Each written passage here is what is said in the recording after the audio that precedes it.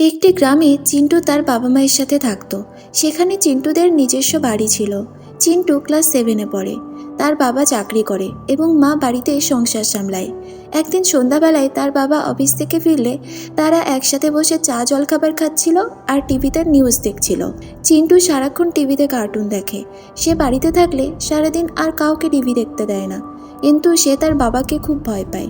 বাবা বাড়িতে আসলে সে একদম চুপচাপ শান্ত ছেলে হয়ে যায়। সে বাধ্য হয়ে বাবার সাথে বসে একসাথে নিউজ দেখছিল। নিউজে বলছিল, সেই ঐতিহাসিক যুগ থেকে দেখা গেছে যে উচ্চবিত্ত ধনবিত্ত শক্তিশালীরা সবসময় নিম্নবিত্ত গরিব মানুষদের উপর নিজেদের শোষণ ও শাসন চালিয়ে এসেছে। নিজেদেরকে সর্বদা অনেক বড় ভেবেছে।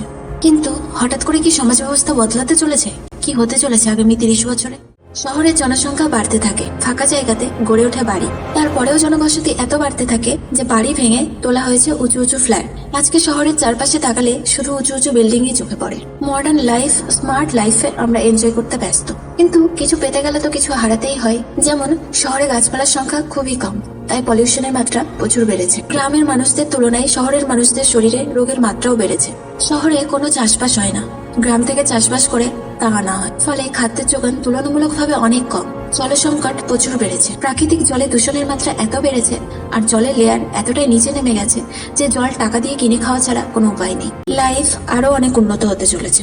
স্মার্ট সিটি, সব জায়গাতে অ্যাভেলেবেল ফ্রি ওয়াইফাই, আর্টিফিশিয়াল ইন্টেলিজেন্সি, এসব আমাদের জীবনকে আরো অনেক সহজ করে তুলবে। কিন্তু আমরা আমাদের প্রকৃতিকে যে পরিমাণ অত্যাচার করছি, প্রকৃতি কি তার শোধ দেবে না? চাষের জমিগুলোতেও আজকাল বসতি গড়ে উঠছে, তাই খাদ্যের অভাব তো আসবেই। জলের অভাবে আর জল দূষণের কারণে মানুষের শরীরে নতুন নতুন রোগের সৃষ্টি হবে। এত প্রাকৃতিক দুর্যোগ আসতে চলেছে যে মানুষ, কে গরিব লোক কে বড় লোক, কার বেশি টাকা কার কম টাকা, শোষণ শাসন এসব ভুলে গিয়ে আত্মরক্ষার জন্য চেষ্টা করবে। ভূমিকম্প একটি ডেইলি রুটিন হতে চলেছে। চোখের সামনে এক নিমেষে বিশাল বিল্ডিং ভেঙে পড়ছে, সেই দিন আর দূরে নয়। চিন্টুর বাবা চিন্টুকে বলে, দেখেছো পরিবেশের কি অবস্থা? শুনলে তো, সামনে কত বড় বিপদ আসতে চলেছে। তখন চিন্টুও আতঙ্কিত হয়, বলে, বাবা তাহলে কি হবে? কি আর হবে, আমাদেরকে পরিবেশের যত্ন নিতে হবে, অনেক গাছ লাগাতে হবে। আর বিজ্ঞানীরা আছেন, তারা নিশ্চয়ই কিছুভাবে ব্যবস্থা করবেন। আর তা যদি না করতে পারে, তাহলে সবাইকে দুর্ভিক্ষের সাথে লড়াই করে প্রাণ হারাতে হবে। তখন চিন্টুর মা হেসে ওঠে আর বলে, তুমি তো দেখছি বাচ্চাদের মতো হয়ে গেলে। কোথায় টিভি চ্যানেল ভুলভাল খবর বানিয়ে দেখিয়ে দিল আর তুমি সেটা সত্যি ভাবলে? আমার ছেলেটার মাথায় এইসব ভুলভাল চিন্তা ভাবনা ঢুকিও না। আমরাও তো শুনেছিলাম 2012 সালের 21শে ডিসেম্বর পৃথিবী নাকি ধ্বংস হয়ে যাবে। কই সেসব তো কিছুই হয়নি। এই তো সুস্থ আছি, বেঁচে আছি। তারপর চিন্টু একটু পড়তে বসে। কিছুক্ষণ পর খাবার খেয়ে ঘুমিয়ে পড়ে। চিন্টুর মায়ের আর এই গ্রামে থাকতে ভালো লাগে না, সে শহরে গিয়ে জীবন কাটাতে চায়।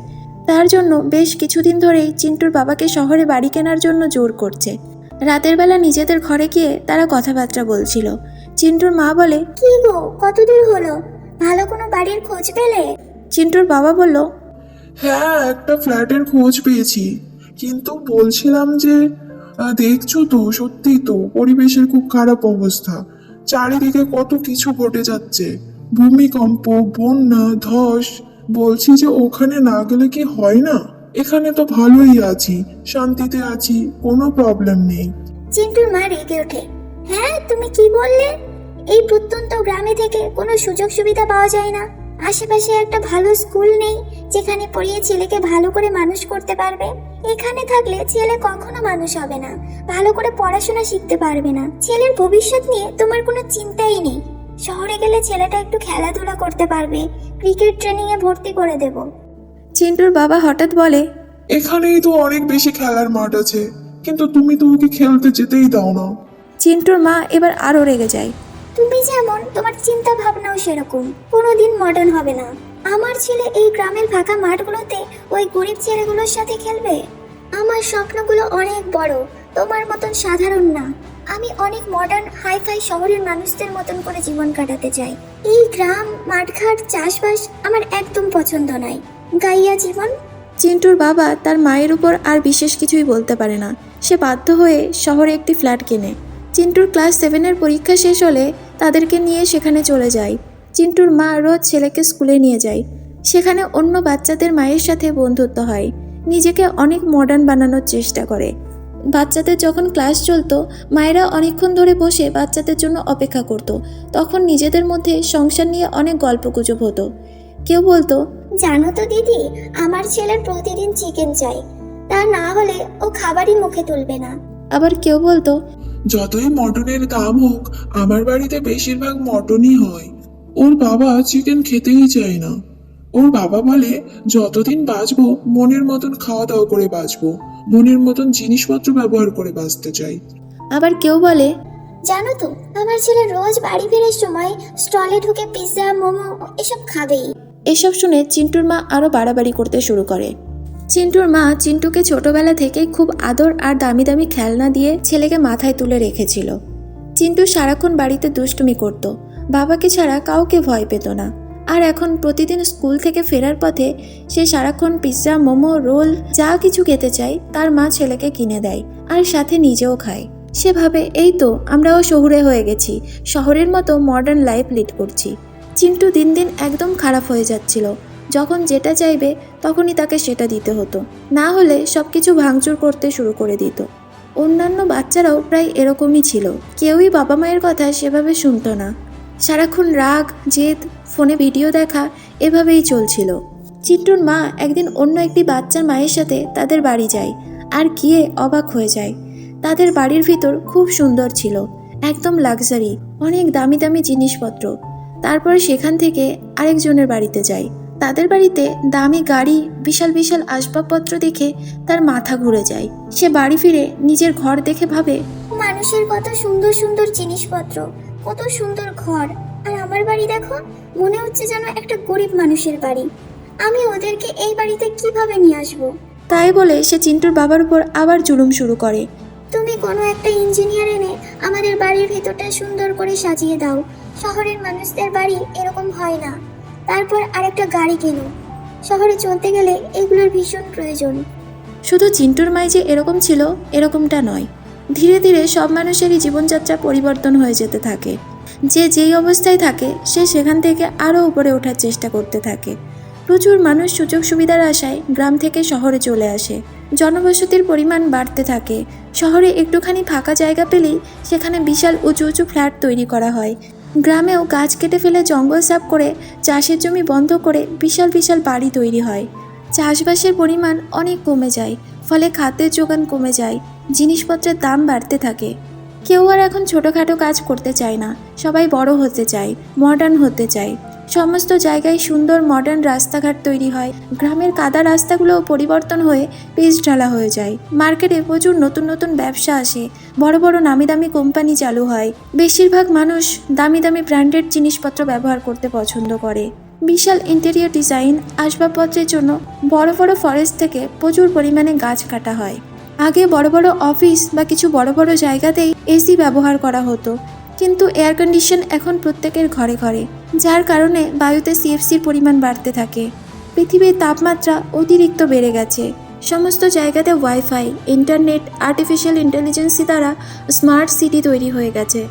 ইন্টারনেটের তীব্র রেডিয়েশনে মানুষসহ গাছপালা, পশু পাখি এবং পরিবেশের অনেক ক্ষতি হচ্ছে। বিভিন্ন রকম কলকারখানার ধোঁয়া এবং বিভিন্ন কারণে বায়ুতে পলিউশনের মাত্রা এত বেড়ে গেছে। তার উপর আবার এখন সব অনুষ্ঠানে প্রচুর পরিমাণে বাজি ফাটানো হয়, যার ধোঁয়ায় বাতাসে কার্বন ডাইঅক্সাইড প্রচুর পরিমাণে বেড়ে যায়।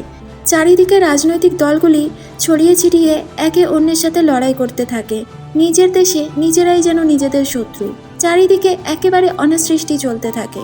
এইসব অত্যাচার সহ্য করতে করতে পৃথিবী মাতা একদম ভেঙে পড়ে আর খুব কান্না শুরু করে।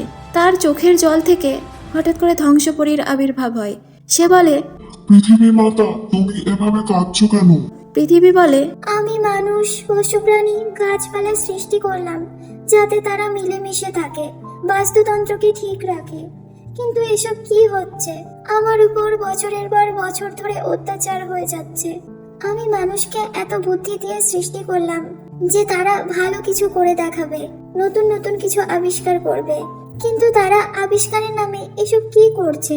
তারা নিজেদের সুযোগ সুবিধা, সহজ জীবনের আশায় আমার উপর এত অত্যাচার করছে। প্রকৃতি তাদেরকে ছোট ছোট কিছু বিপদ দিয়ে আটকানোর চেষ্টা করেছে, কিন্তু তারা কোনো কিছুই পরোয়া না করে নিজেদের মজায় মেতে আছে।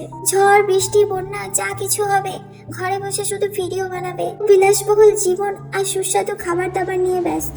তখন ধ্বংসপরী বলল, হে পৃথিবী মাতা, আমি আর তোমার কষ্ট সহ্য করতে পারছি না। কর্মের ফল এদেরকে ভোগ করতেই হবে। তোমার সন্তানদের অবস্থা দেখে তোমার কষ্ট হলেও তুমি যেন আমাকে বাধা দিও না।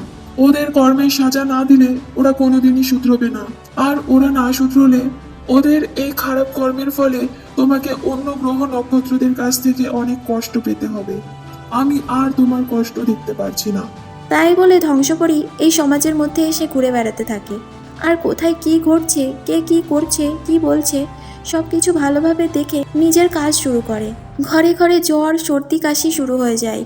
মানুষের মধ্যে অনেক কঠিন কঠিন ব্যাধি শুরু হয়। মানুষ চিকিৎসার জন্য হসপিটাল আর বাড়ি দৌড়াদৌড়ি করতে করতে সুস্থ মানুষগুলোও অসুস্থ হয়ে পড়ে। মানুষের মধ্যে শুধু সমস্যায় চলতে থাকে। পৃথিবীর উষ্ণতা বেড়ে যায়। গ্লোবাল ওয়ার্মিংয়ের ফলে গরমকালে অতি মারাত্মক গরম পড়ে, আর শীতকালে নাতিশীতোষ্ণ অনুভব হয়, যার কারণে মানুষের শরীরও ভালো থাকে না। চাষবাসও একদম শেষ হয়ে যায়। আবহাওয়া খুব শুষ্ক হয়ে যায়। গাছপালাগুলো শুকনো শুকনো মনমরা হয়ে থাকে। কাক পাখি ছাড়া অন্যান্য পাখিরা বিরল হয়ে যায়। রোজ রোজ নতুন নতুন প্রাকৃতিক দুর্যোগ আসতে থাকে। কখনো বিশাল ঝড়, কখনো বন্যা, কখনো ধস, ভূমিকম্প একটি ডেইলি রুটিন হয়ে যায়। বিশাল বিশাল বিল্ডিং চোখের সামনে ভেঙে পড়ে। রোজ প্রচুর মানুষ প্রাণ হারাতে থাকে। মানুষ এদিক ওদিকে ছোটাছুটি করতে থাকে। একদম অসহায় অবস্থার মুখে পড়ে। মানুষ বুঝে উঠতে পারে না যে এখন কি করব, কোথায় যাব, কিভাবে নিজেদের প্রাণ রক্ষা করব। কে বড়লোক, কে গরিব লোক, মডার্ন লাইফ, ব্র্যান্ডেড জিনিস, কোনো কিছুই আর মানুষের মাথায় থাকে না। মানুষ সমস্ত রকম বিলাসিতা ছেড়ে শুধুমাত্র নিজেদের প্রাণ বাঁচানোর চেষ্টা করে। তখন সবাই মিলে অনেক প্রার্থনা করে, হে পৃথিবী মাতা, আমাদেরকে আর এভাবে কষ্ট দিও না, আমাদেরকে বাঁচাও। তাদের কাছে প্রার্থনা করা ছাড়া আর কোনো উপায় থাকে না। তাদের এই প্রার্থনায় ধ্বংসপরী এসে দেখা দেয় আর সবকিছু বলে, যে পৃথিবী তোমাদেরকে সৃষ্টি করেছে, তোমরা নিজেদের অতিরিক্ত সুখভোগের জন্য তার উপর এত অত্যাচার করেছো, তার শাস্তি আজ তোমাদের পেতে হচ্ছে। ধ্বংসপরী তাদের করা অন্যায়গুলো চোখের সামনে এনে দেখিয়ে দেয় আর বলে, কর্মের ফল সবাইকেই নিতে হয়, তাই তোমরাও এত শাস্তি পাচ্ছ। তখন সব মানুষ নিজেদের ভুল বুঝতে পারে আর কান্নাকাটি করে ক্ষমা চায়।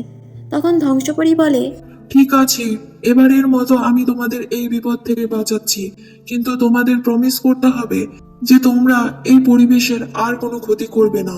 মানুষ, পরিবেশ, গাছপালা, পশু পাখি সবাই সবার বন্ধু হয়ে থাকবে। বিশাল গাড়ি বাড়ি সম্পত্তি এসব দিয়ে কি হবে? জীবনে সুস্থভাবে বেঁচে থাকার জন্য যতটুকু প্রয়োজন ঠিক ততটুকুই করো। মনে রাখবে যে একটা সময়ের পর সবাইকেই ছেড়ে চলে যেতে হবে। এই সব কিছু এখানেই পড়ে থাকবে। টাকা দিয়ে 10টা বাড়ি কিনে যে আমার জায়গা বলে দাবি করছো, কোনোটাই তোমার নয়, সবটাই এই পৃথিবীর বুকে। তোমাকে এই সব কিছু ছেড়ে চলে যেতে হবে। রোগ মুক্ত সুস্থ সবল জীবনে বাঁচতে চাইলে মডার্ন হওয়ার কোনো দরকার নেই, নিজের পরিবেশকে বাঁচাও। তাই বলে ধ্বংসপরী সমস্ত দুর্ভিক্ষ, মহামারী, প্রাকৃতিক দুর্যোগকে নিজের সাথে করে নিয়ে পৃথিবী থেকে চলে যায়। তারপর মানুষ শান্ত হয়। মানুষ এতগুলো দিন ধরে যে কঠিন সময়ের মধ্যে দিয়ে গেছে, সেই সব কিছু থেকে মুক্ত হয়ে এখন নিজেদেরকে খুব সুখী মনে করে। যে যেভাবে পারে পরিবেশের উপকার করতে থাকে। গাছ লাগায়, প্লাস্টিক পরিষ্কার করে, সবাই সমান হয়ে যায়। কেউ কাউকে ছোট বড় বলে তুচ্ছ করে না। জল কম অপচয় এবং দূষণ হওয়া থেকে আটকায়। যাদের গ্রামে বাড়ি আছে তারা গ্রামে ফিরে যায়। গ্রামের মানুষেরা গ্রাম্য জীবনযাপন করতেই পছন্দ করে। চাষিরা ভালো করে চাষবাস শুরু করে। চিন্টুর মা তার পরিবার নিয়ে কিছুদিনের মধ্যেই গ্রামের বাড়িতে ফিরে আসে। প্রচুর গাছ লাগায়, একদম স্বাভাবিক জীবনযাত্রা করতে থাকে।